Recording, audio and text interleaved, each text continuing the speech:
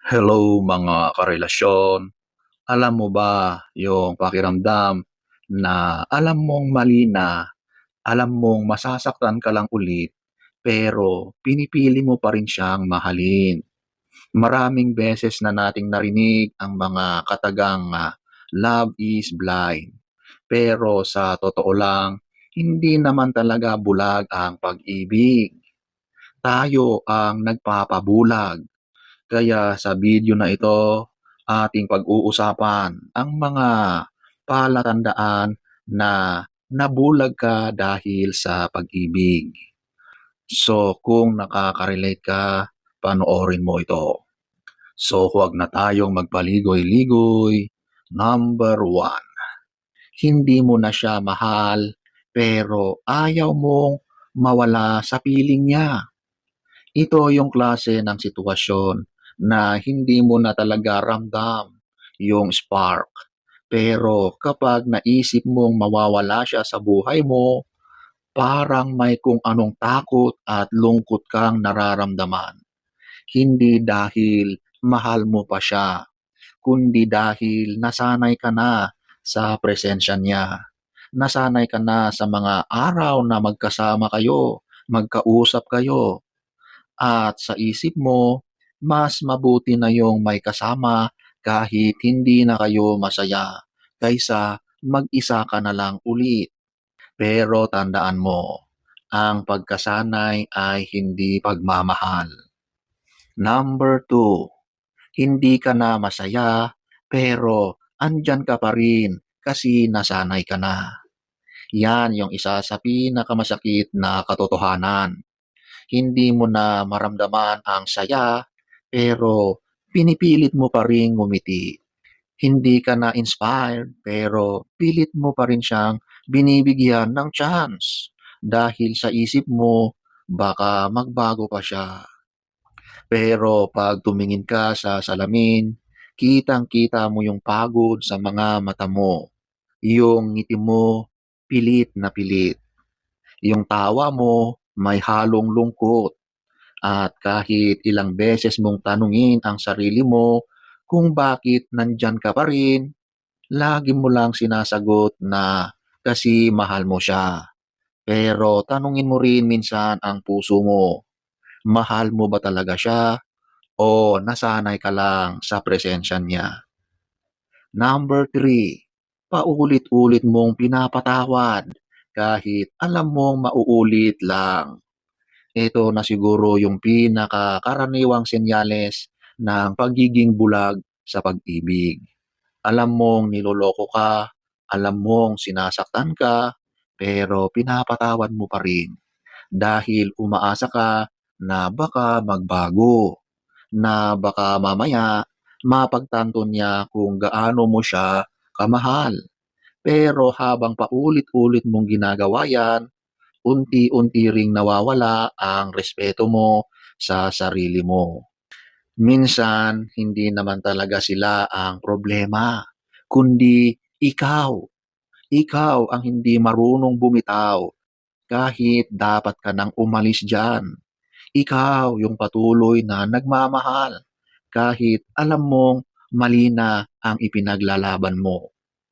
Number four, kapag wala siya, parang may kulang kahit alam mong hindi na tama.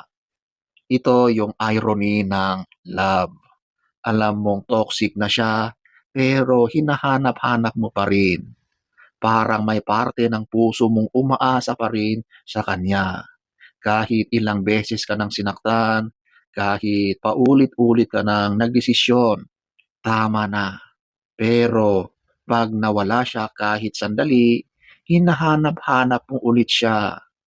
Ang totoo, hindi siya ang hinahanap mo, kundi yung attachment, yung routine, yung pakiramdam na may taong kailangan ka. At kapag yun lang ang dahilan kung bakit ka nananatili, ibig sabihin hindi pag-ibig yan, kundi addiction na yan sa emosyon. Number five, hindi ka naman niya mahal pero umaasa ka pa rin. Ito na siguro yung pinakamasakit sa lahat.